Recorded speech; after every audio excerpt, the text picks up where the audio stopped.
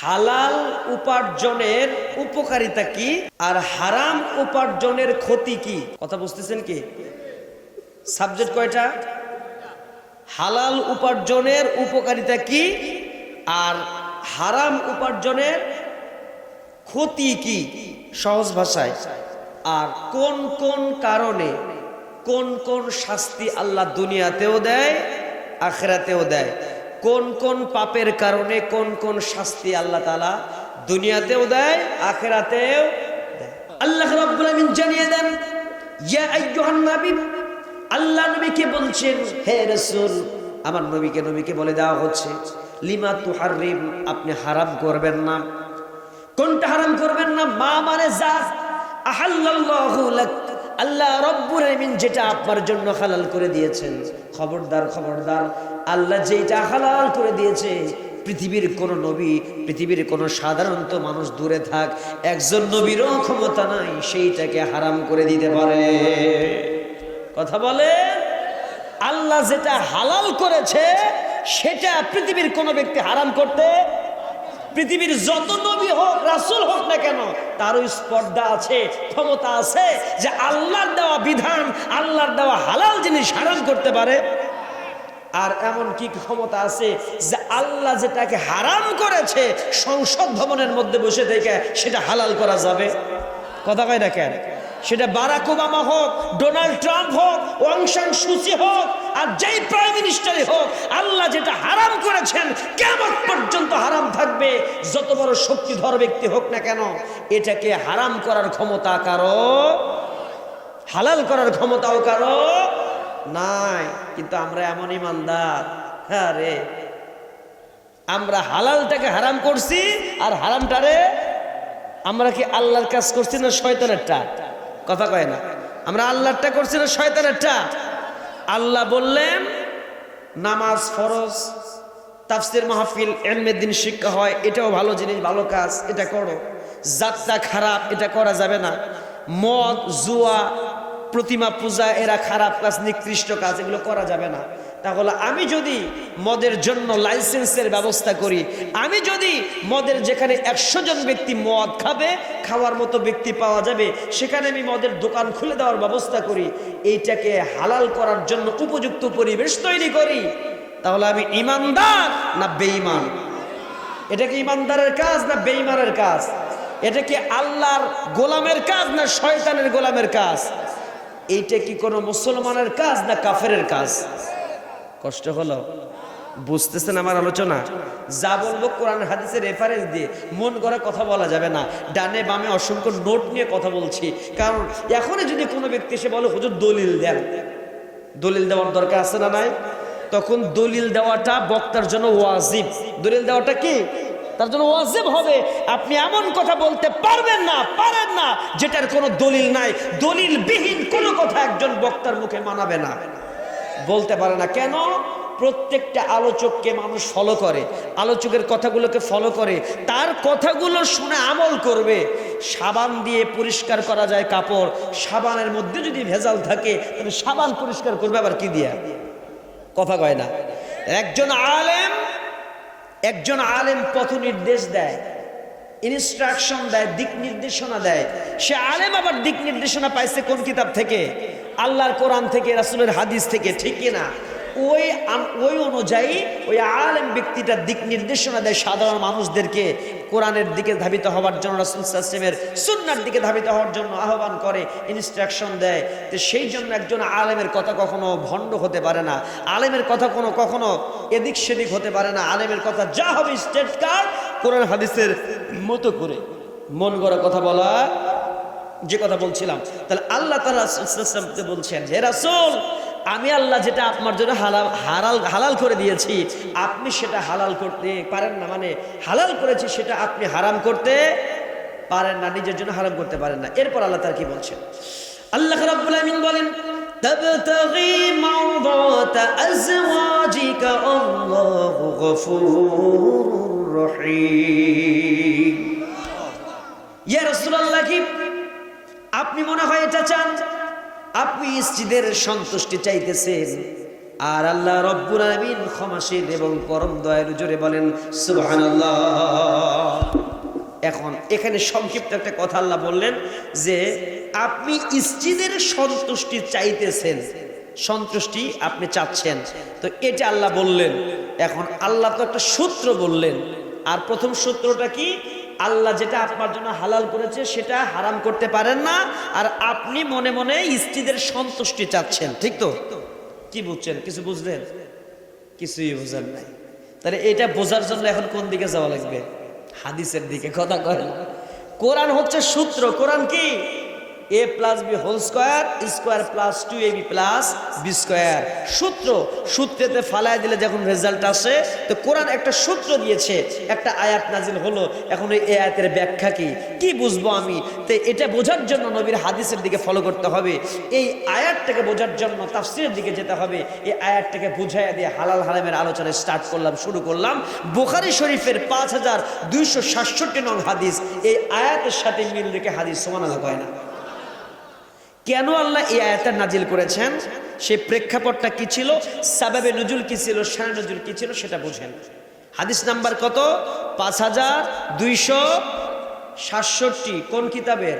বুখারী শরীফ। কোন কিতাব? শোনেন। আম্মা জানা আয়েশা সিদ্দিকা রাদিয়াল্লাহু তাআলা আনহা বিশ্বনবীর কনিষ্ঠ সবচেয়ে ছোট স্ত্রী, বয়সের দিক থেকে ছোট, কিন্তু জ্ঞানে গরিমায় অত্যন্ত বড়। কথা কয় না? আয়েশা সিদ্দিকা রাদিয়াল্লাহু তাআলা আনহা বর্ণনা করেন আল্লাহ রাসূল সাল্লাল্লাহু আলাইহি ওয়াসাল্লামের একজন স্ত্রী ছিলেন, সেই স্ত্রীর নাম হচ্ছে জয়নব। জোরে বলেন আল্লাহ নবীর একজন স্ত্রী, তার নাম কি? জয়নব রাদিয়াল্লাহু তাআলা আনহা আল্লাহ নবীর স্ত্রী ছিলেন। তো জয়নব একদিন কি করলেন, আল্লাহ নবীর ঘরের মধ্যে, আল্লাহ নবী জয়নবের আম্মাজান জয়নব রাদিয়াল্লাহু তাআলা আনহার ঘরের মধ্যে যেতেন, আর ওই জয়নব রাদিয়াল্লাহু তাআলা আনহার ঘরের মধ্যে যে তিনি সুন্দর করে মধুপান করতেন। বলেন সুবহানাল্লাহ। রাসূলের কয়জন স্ত্রী ছিল? কথা বলেন। কোন কোন বর্ণে এসেছে 11টা, কোন কোন বর্ণনায় আরো 2টা বেশি, 13টা। কথা বলেন 11 অথবা 13 অথবা 9টা, যেটাই হোক না কেন, রাসূল সাল্লাল্লাহু আলাইহি ওয়াসাল্লামের যে কয়েকজন স্ত্রী ছিলেন, একজনের নাম জয়নব।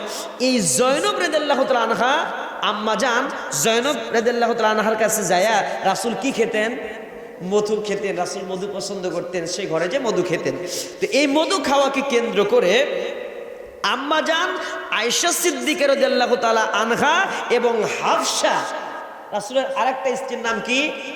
হাফসা রাদিয়াল্লাহু তাআলা আনহা। রাসূল সাল্লাল্লাহু আলাইহি ওয়াসাল্লামের স্ত্রীগণ আমাদের কি হয়? মা হয়। করে ধরেন কি হয়? আমাদের মা। আর রাসূল আমাদের কি? কথা বল, বুঝেন না? রাসূল আমাদের বাবা। কথা বলেন। রাসূল আমাদের বাবা। না জানলে তো বুঝবেন না, কোরআন হাদিস পড়লে তাহলে বুঝবেন। রাসূল আমাদের বাপ হন। দেখেন বাপ মোট কয়টা? বাবা মোট 5টা। কোরআন হাদিস পড়ে যা হাবিব পড়ালেখা করে পাইছি, বাবা কয়টা? বাবা 5টা। 1 নাম্বার হচ্ছে আমাদের আদি পিতা। নাম কি? আদি পিতা ইব্রাহিম, আদি পিতা আদম, জাতির পিতা ইব্রাহিম, রুহানি বাবা রাসূল সাল্লাল্লাহু আলাইহি ওয়াসাল্লাম। আর আমাদের জন্মদাতা পিতা একজন, ফাদার ইন ল, আইনের বাপ একজন, মানে শ্বশুর আব্বা। মোট বাপ কয়টা? আরো কে আছে? খাজা বাবা, দয়াল বাবা, ল্যাংটা বাবা, তালা বাবা, শিকল বাবা, কুত্তাশা বাবা। আছে না নাই? তাহলে বাপ হলো কয়টা? আল্লাহর কোরআন নবীর হাদিস থেকে যা পাওয়া যায়, বাপ কয়টা পাইছি? এর চাইতে অতিরিক্ত বাপ যদি বেশি বানায়, বেশি বাপ যদি কোনো লোকের থাকে, তাহলে ভেজাল আছে না নাই? কথা কন, ভেজাল আছে। তাহলে এত বাপের দিকে যাওয়া, রাসূল সাল্লাল্লাহু আলাইহি ওয়াসাল্লাম আমাদের রুহানি বাপ, আর তিনার স্ত্রীগণ আমাদের মা হন। এই জন্য উম্মুল মুমিনিন, মুমিনদের মা, তার নাম কি? তার নাম হচ্ছে আয়েশা সিদ্দিকা রাদিয়াল্লাহু তাআলা আনহা। সম্মানের সাথে কথা বলতে হবে।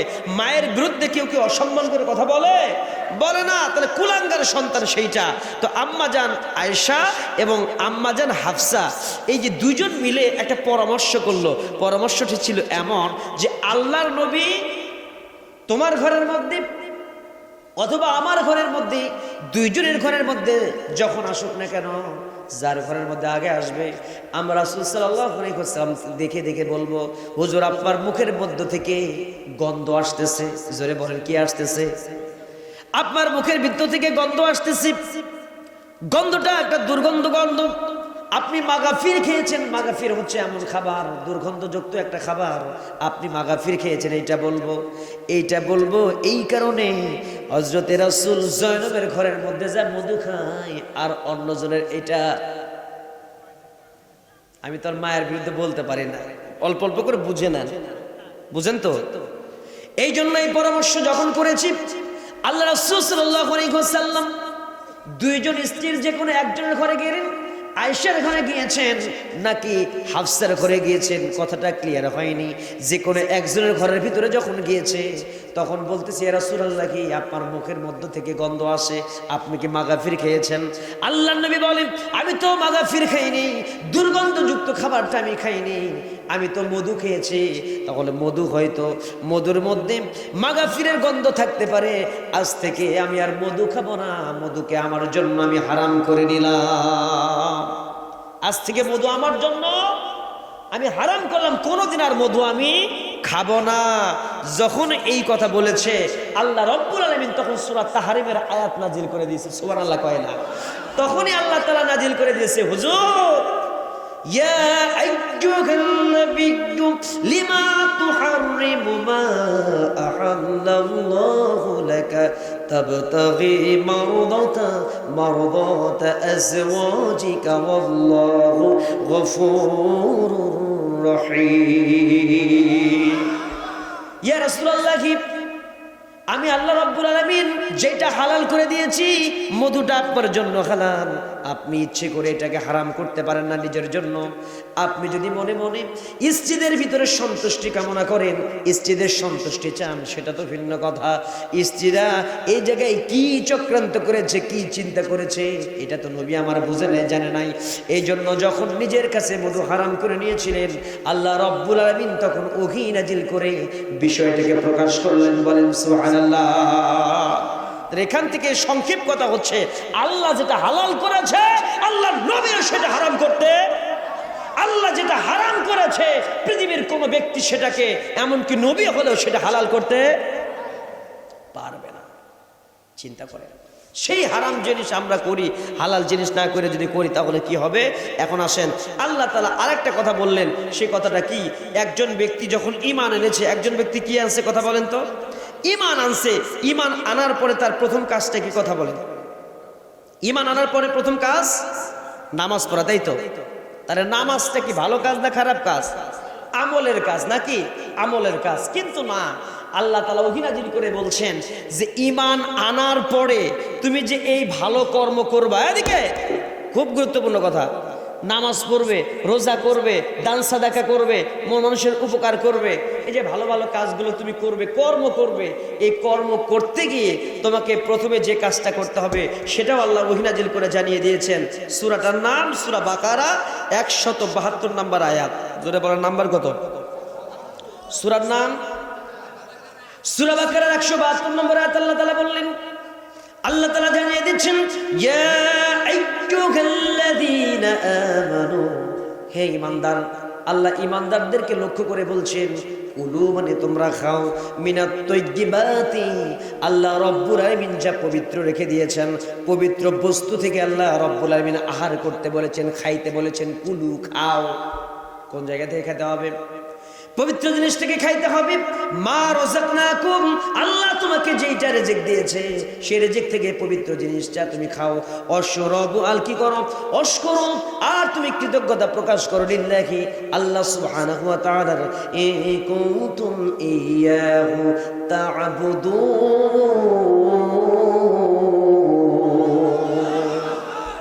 হে মুমিনগণ, তোমাদেরকে আমি যে সব পবিত্র বস্তু দিয়েছি তা থেকে আহার করো এবং আল্লাহর নিকট কৃতজ্ঞতা প্রকাশ করো, যদি তোমরা শুধু তারই ইবাদত করো। জোরে বলেন সুবহানাল্লাহ। আল্লাহ তাআলা খাইতে বলেছেন ভালো জায়গা থেকে না খারাপ জায়গা থেকে? পবিত্র জায়গা থেকে আমাদেরকে খেতে হবে। আল্লাহ তাআলা অন্য একটা আয়াত নাজিল করলেন সূরা মুমিনুন। সূরা মুমিনুনের আল্লাহ তাআলা সুন্দর করে 91 নম্বর আয়াতের ভিতরে সুন্দর করে বলছেন, তুমি ঈমান আনলে পরে তোমার 2 নাম্বার কাজ হচ্ছে এইটা, ভালো আমল যখন করতে যাবে তোমার যেই কাজটা করতে হবে সেটা হলো এই, ইয়া আইয়ুহার রাসূল কুলু মিনাত তাইয়্যিবাতি ওয়া'মালু সালিহান ইন্নী বিমা তা'মালুনা আলীম। আল্লাহ নবীকে জানিয়ে দেওয়া হচ্ছে, ইয়া আইয়ুহার রাসূল, আমার রাসূলকে বলা হচ্ছে কুলু, আপনি খান। আল্লাহ নবীকে বলা হচ্ছে আপনি খান মিনাত তাইয়্যিবাতি, আপনি কোন জায়গা থেকে খাবেন? পবিত্র বস্তু হতে আহার করেন। ওয়া'মালু, আর আপনি কি করবেন? সালিহান, এবং আপনি পবিত্র বস্তু থেকে আহার করার পরে আপনি কার্যক্রম করেন, ভালো আমল করেন, সৎকর্ম করেন। ইন্নী বিমা তা'মালুনা আলীম। এরপর আল্লাহ রাব্বুল আলামিন জানিয়ে দিলেন তোমরা যা করো সেই বিষয় সম্পর্কে আল্লাহ রাব্বুল আলামিন সর্বশেষ অবহিত। সংক্ষেপে ভালো করে বুঝিয়ে দেয়, আল্লাহ নবীকে আল্লাহ তাআলা বলছেন, হে রাসূল, আপনি পবিত্র বস্তু থেকে আহার করবেন আর এরপরে আপনি সৎ কাজ করেন। সুবহানাল্লাহ কয় না? তাহলে আগে আপনি যখন নামাজে যাবেন তখন আপনি কি করবেন? হারাম খাবার খেয়ে নামাজে যাবেন না হালালটা খেয়ে। তার মানে আল্লাহ বুঝাতে চাইলেন তুমি নামাজ পড়বা সৎকর্ম, রোজা করবা সৎকর্ম, ভালো ভালো ইবাদত করবা, ভালো ভালো আমল করবা, কিন্তু সৎকর্ম করতে যাওয়ার শর্ত হচ্ছে আগে তুমি খাবা কোনটা, হালালটা না হারামটা?